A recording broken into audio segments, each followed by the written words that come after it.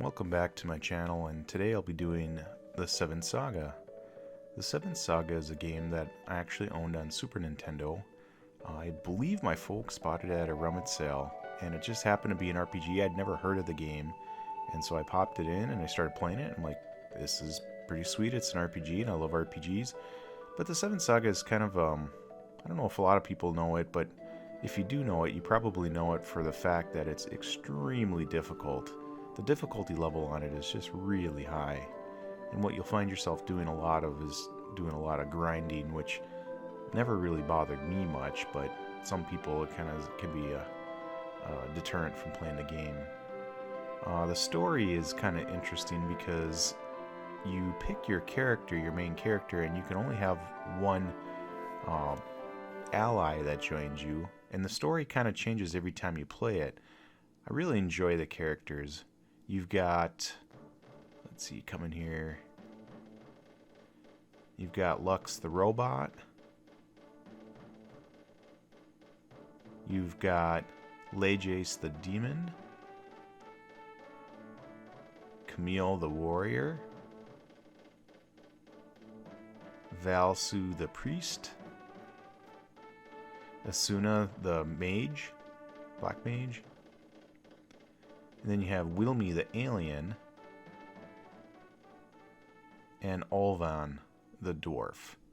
And when you start the game, you pick one. I've played the game through as Lux and Asuna and Lejace, so I thought this time I'm going to do Camille, and I thought, yeah, Camille, he's probably a pretty hardy tank.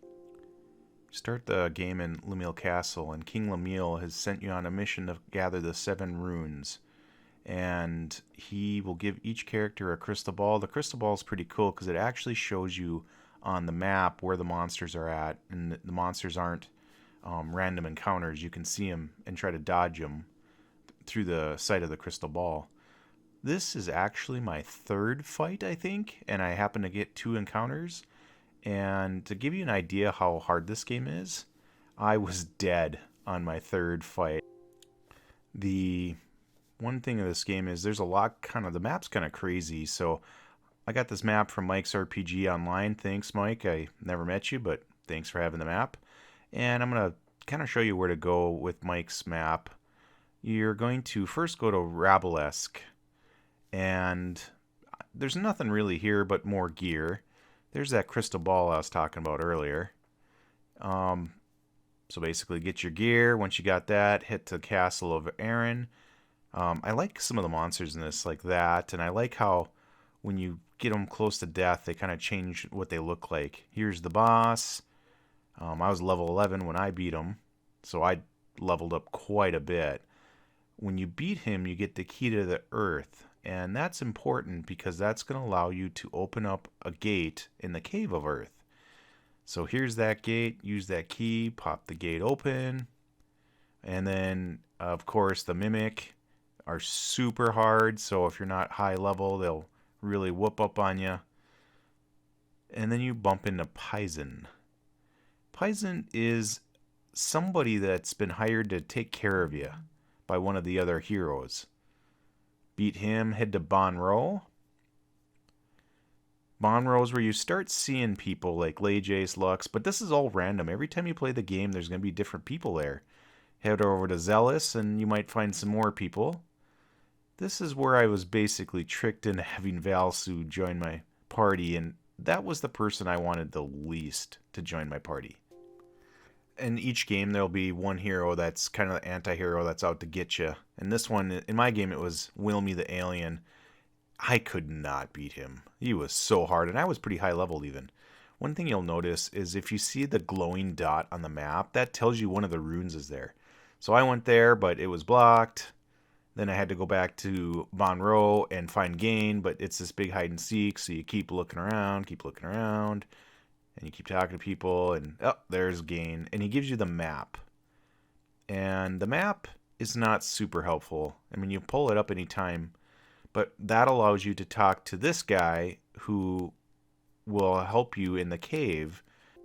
In the cave, you'll find a chest that has the wind rune, and the wind rune's really important because it allows you to basically teleport on the map to any town that you've already been to. And here you are. You're in the ancient city of Melnam. So keep going, and now Paisan's been defeated, but now Red Paisan's back. You go to Aegis. Talk to this guy here. He'll open up, and then you can go down there and go to another cave. Go to that cave, and you're going to go to a town called Pel. These brains are worth a ton of experience, so if you want to level up, I love Lux. He's just like, I don't like you, so I'm just going to pretend I have computer issues. This guy's a digger. That sounds important. I really wanted Asuna to join my party. She wouldn't. I came back later, and then she did. So that was kind of cool. I got rid of Valsu pretty early. Got Asuna on my team. Asuna's a great character.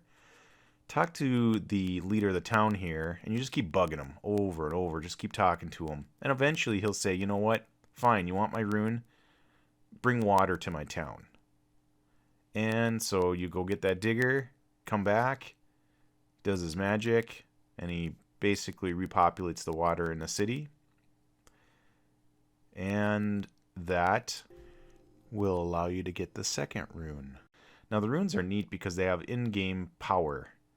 You can use the water rune to gain hit points during battle. And you can use it as much as you want. I love some of the character models in this game. This city's been taken over by Wilmy. Wilmy was the guy that's been hiring Paisan. When you beat Wilmy, you'll get the Star Rune, and the Star Rune's used to double your defensive power in battle. Then we're going to head to the City of Bone, head to the cave east of Bone, and you'll find this weird wall, and something doesn't seem right. Talk to this kid, where he's like, we're in Bon Row, right? And you're like, no, we're in Bone, and he's all confused. He says, huh, well, take this remote control, use the remote control. Talk to this guy here, he's got a submarine, and he says the lakes are connected, and then you can travel from one lake to the other lake underneath. And you enter your first Wayne. This is Dwayne the Rock. And then you go to Bellane, and Bellane has got problems because they've increased the ore prices in Tulane. I know, it's so confusing. There's so many Ains.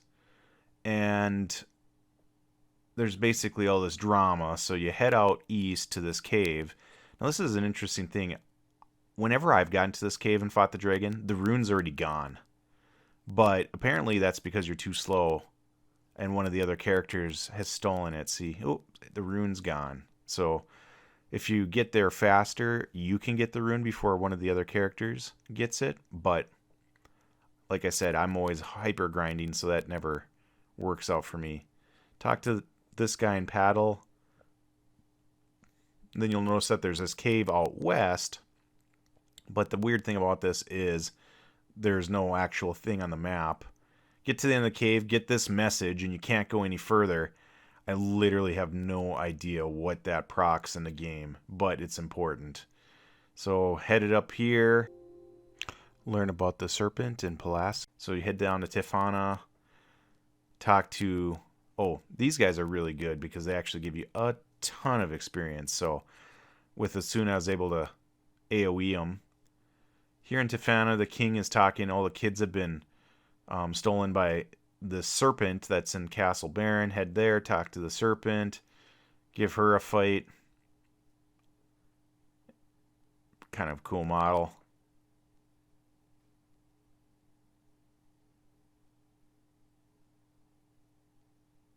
Once you beat her, then kind of a funny thing, you know, you head up into the next room and all the kids are happy and they're having a great time. The serpent lady has been really nice to them, but they have to go back home now. So you go back to the king. He says, here's some money. Good job. Now the guy you talked to before, the general or whatever he was, he'll actually give you the moon rune. And I found him in Tulane. The moon rune's pretty sweet. It's you can use it in battle and it doubles your attack power, which is really powerful. So now that we got our fourth rune, let's head to Blitham. Has some leader named Doros that's a big problem. So you try to come up and it's blocked by fire. Kind of a cool thing. Get to Doros. He splits into 3 and you can do nothing. That's because I forgot this, but Shake this table, grab this key, use the key on the door, talk to this old guy. He's going to give you an item called the star, I think. Let's see, what is it? Yeah, the star. Use that against Doros, and that'll turn him from 3 copies down to 1, and you can actually beat him. And so you beat Doros, and then you get the light rune. The light rune increases magic power. Head to brush, and the professor tells you to go to the fortune teller, and the fortune teller says you got more work to do. So I actually missed a rune. And back where we fought the dragon, there's these little icons on the ground, and you get the crystal piece, talk to the king with the crystal.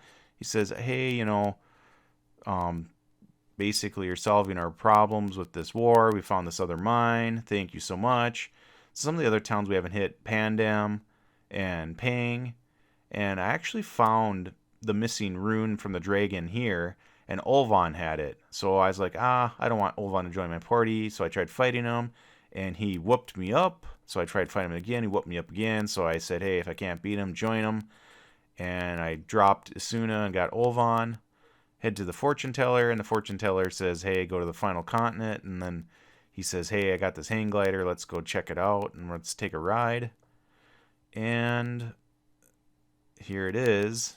We're taking this ride, and this was always kind of a cool thing. Even though it's blocky and weird looking today, this was, back in the day, this was really top-notch graphics, and it was just a neat thing. The one thing I didn't like about 7th Saga is all of the transportation was something you couldn't control. It was part of the gameplay. You could never fly around on your own, you know, or use a ship or airship or a boat or anything. So the glider crashes right in the middle of Valencia, and we're going to head to this cave here. Once you get to the end of the cave, you have this unbearable pain, and you've lost all of your magic use, which is really painful.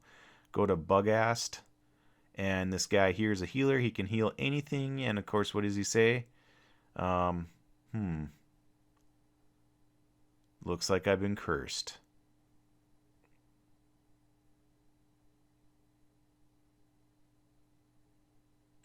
So you head up to Guanta, and you talk to the sage here, and he says, yep, I cursed you. I thought you were a bad person, and now that I see you here, realize that you're not. Go to the Cave of Silence to remove the curse.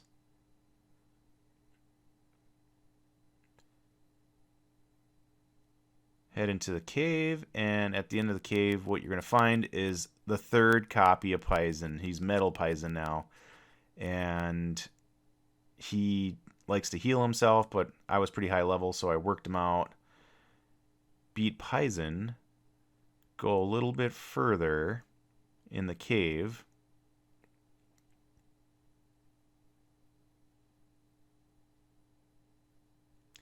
And then what you'll find is you'll find the moonlight. Take the moonlight back to the sage in the last town, and he'll tell you, oh, yep, you're the hero, and he'll return your magic power because you've proven yourself. So we're going to head to the Cave of Baron, and in there you'll find kind of a no-name blue dragon boss. You beat that blue dragon boss, and then keep working your way through. I was level 46 at this point. Then I found the big boss, and the big boss is named Garasu. And you have to use the moonlight so you can see him. Once you beat him, you're like, yay, I beat the game. This is cool. You get the wizard rune. You've collected the 7 runes. You've done it. And then they break, and it's King Lemuel, and you find out that it's not really King Lemuel. He killed the king 5 years ago. You find out that he is actually Garcia, and he's like the ultimate villain. You black out, and you wake up 7 days later, and you find out that there's this light world and dark world. It's all really confusing, but you're actually in the past. You're like 5,000 years in the past now. That's the map. And this is what the past map should look like, because most of the towns aren't there, and most of the maps aren't even available to you. The monsters are cool. The music's cool. You learn that the hero of this game, Sorrow, had defeated Garcia, and he'd actually sealed Garcia into the runes. And once you find that out, you head to Lagina. You end up talking to the richest guy in town, and he, for 7,000 gold pieces, will let you fly his airship to Malam, and airship's kind of interesting. And this is actually the city that you found before. You go to Palsu and talk to this gal, and she'll give you a letter. Her son is a scientist in Malnam, which is the technology city, which is where the Tenjin robots, including Lux, are from. Give the guy the letter, and then that'll open up this area. And this is my favorite. They've got this giant robot that's going to destroy the villain, and Dr. Fail made it, so I wonder how that's going to work out. So then you come back to Palasu, there's nobody there, stay overnight, come back to Malnam, and you've got the warning sirens going, something's wrong.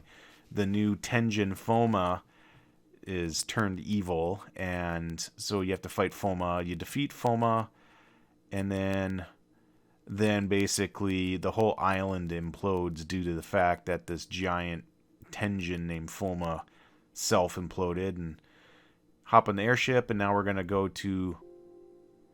Then you head to Barluca, and this is kind of a strange town. There's all these sages there. You go to this cave. You find kind of all the bosses again, like a different version. They've palette swapped, color swapped them.